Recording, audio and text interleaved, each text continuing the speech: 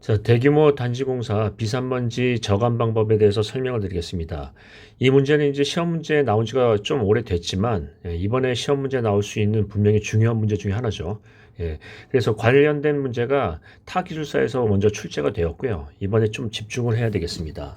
자, 한번 내용을 볼까요? 자, 1페이지의 서술형에 대해서는 1페이지 종종 모르시죠? 기본적인 부분에서는 근거, 어떤 법적 근거가 있고요. 그 다음에요, 기준, 뭐 설치 기준 같은 것들이 있고요. 그 다음에 설치 시 고려사항 뭐 이런 것들을 쓸 수가 있겠네요. 그러니까 이 왼쪽에 환경부에서 나온 비산먼지 관리 매뉴얼을 보신다면 법적인 어떤 근거나 기준이 있죠. 자, 일단 한번 보겠습니다. 토목공사에서는 그 법적 근거가 대기환경보전법에 따라서 어떻게 한다? 천천천 하죠. 자, 여기 보시면 구조물의 용적 합계가 1000제곱미터 또는요 공사 면적이 1000제곱미터 또는요 총 연장이 200m 이상인 공사다 라고 해서 어떤 법적 근거 얘기를 꺼낼 수 있고요. 또 기준 얘기는 어떤 부분이 있죠? 여기 이제 뒤에 가시면 이 공정에 따라서 어떤 설치 기준에 대한 부분이 있는데 살짝 넘겨보시면 기준에 대한 부분이 방진벽은 야적 물질의 최고 3분의 1 이상 또 최고 저장 높이의 1.2배, 2호배 뭐 이런 부분에 대해서 기준이 있죠. 그래서 어떤 부분을 얘기할 수 있다? 법적 근거. 1페이지에 쓸 수 있는 게 법적 근거에 대한 부분이고요. 그 다음에 법적 근거에 따른 설치 기준, 이런 부분을 쓸 수 있겠죠. 그리고 이제 쓸 수 있는 부분이 1페이지에 쓸 수 있는 게 주요 공정, 주요 공정, 주요 공정이요.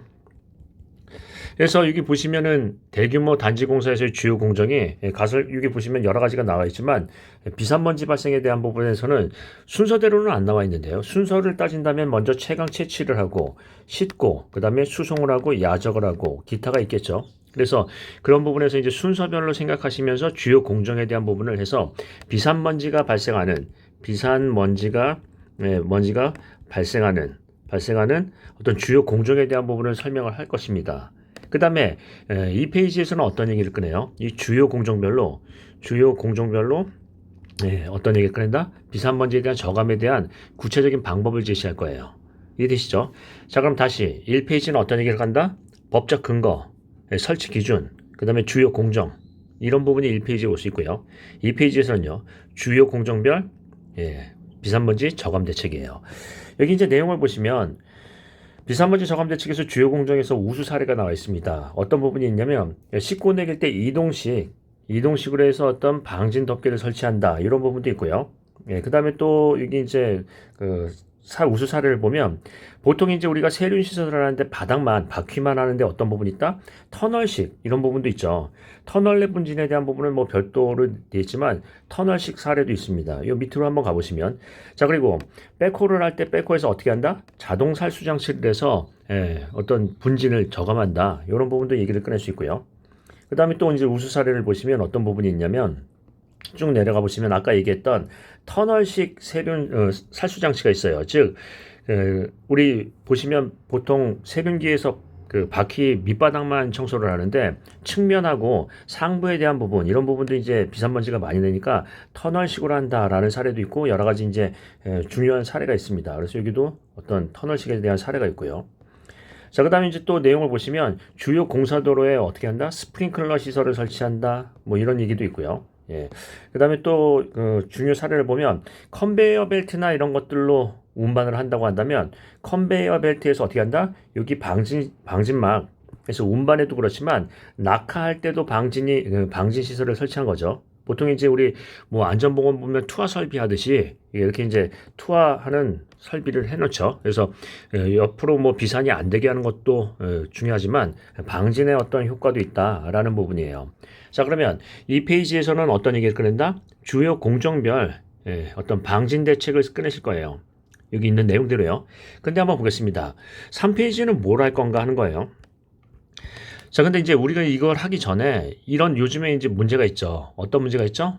미세먼지요. 미세먼지. 미세먼지에 대한 부분에서 우리가 이제 경보 기준이 있죠. 경보 기준. 그래서 미세먼지 경보 기준은 어떻게 돼 있죠? 우리 지금 운영하고 있는 게요. 미세먼지 주의보가 있고요. 경보가 있어요. 그래서 미세먼지는 크게 두 가지로 나눌 수 있죠. 무슨 먼지요? 초미세먼지인 PM2.5. 그다음에 미세먼지인 PM10. 그래서 요거는 뭐 두 배씩 하죠. 75 마이크로그램 퍼 큐빅 메타. 2배, 150 마이크로그램 퍼 큐빅미터, 150, 300. 그래서 이렇게 이제 어떤 경보 기준을 갖고 있어요. 자, 그러면 우리가 현장에서는 어떤 부분을 하냐면 주의보가 내렸을 경우에, 그 다음에 경보가 내렸을 경우에, 먼저 이런 걸 하기 전에 우리가 먼저 사전 준비를 해야죠. 사전 준비. 그 다음에 주의보, 경보. 그래서 현장에서 어떤 운영 대책이 필요하죠. 자, 한번 보겠습니다. 현장에서 운영 대책이 사전 준비는 어떤 부분이 필요한가요? 예를 들자면 마스크 현장에서의 어떤 마스크를 비치를 하고 평상시에 어떤 거요? 근로자에게 비산먼지를 일으키는 어떤 공정에 대한 주요 공정에 대한 교육을 실시해야 되겠죠. 이런 부분에서 이런 걸 주의해야 한다. 이런 설치를 해야 된다 하는 것들요. 즉 교육 훈련에 대한 부분은 미세먼지에 대한 어떤 유해성을 주지를 시키고 그다음에 어떤 예방 조치 사항, 또 개인 위생 관리, 마스크 착용법 이런 것들을 하는 거죠. 그다음에 뭘 한다? 정보에 대한 부분에서 정보의 제공 이런 부분도 중요해요. 즉 지금 미세먼지가 몇 마이크로그램 퍼 큐빅미터다 이런 것들요. 그 다음에 주의보 단계에서는 어떤 작업을 하죠? 예를 들자면은 야외 작업에 대한 부분의 시간을 단축한다. 야외 작업 시간을 단축한다. 또 어떤 미세먼지 시설에 대한 가동을 철저하게 한다. 뭐 이런 것들을 할 수 있겠지만 경보가 되면 어떻게 되죠? 야외 어떤 작업에 대한 부분에 중지를 하고요. 작업 시간을 조절을 하고요. 뭐 이런 부분을 얘기를 할 수 있겠죠. 그래서 이 부분을 얘기를 꺼내신다면 어떻게 되냐면 1페이지에서는 법적 근거, 설치 기준, 주요 공정 이 부분을 꺼낼 수 있고요. 2페이지는 주요 공정별 비산먼지 저감 대책을 우리 환경부의 내용을 보시면 우리 이제 토공할 때 많이 쓰는 것들이 많이 있죠. 뭐 살수 장치를 한다. 여기 이제 대표적인 그 내용이 맨 처음에 있죠. 처음에 보시면은 대표적인 게 뭘 한다? 뭐 방진벽, 그 다음에 방진망, 살수장치, 뭐 이 정도가 이제 대표적인 부분인데 각 공정마다 그런 시설을 한다라는 얘기를 꺼낼 수 있고요. 그 다음에 어떤 얘기를 꺼낸다? 3페이지에서는 어떤 우수 사례를 꺼낼 수도 있고요. 아니면요. 미세먼지 경보 기준에 따른 어떤 경보 기준 범위하고요. 경보 기준에 따른 현장에서의 어떤 준비, 즉 현장에서의 작업에 대한 어떤 관리 방안 이런 부분을 꺼낼 수 있겠죠. 그래서 우리가 이제 미세먼지가 주의보나 경보가 발령됐을 때 현장에서는 별도로 어떤 부분을 운영해야 되는가 하는 것들을 상세하게 설명할 수 있겠습니다. 이해되시죠? 자, 그러면 이런 부분을 정리를 잘 하시고요. 또 역시나 현장 냄새 나는 답안을 기대해 보겠습니다. 마치겠습니다.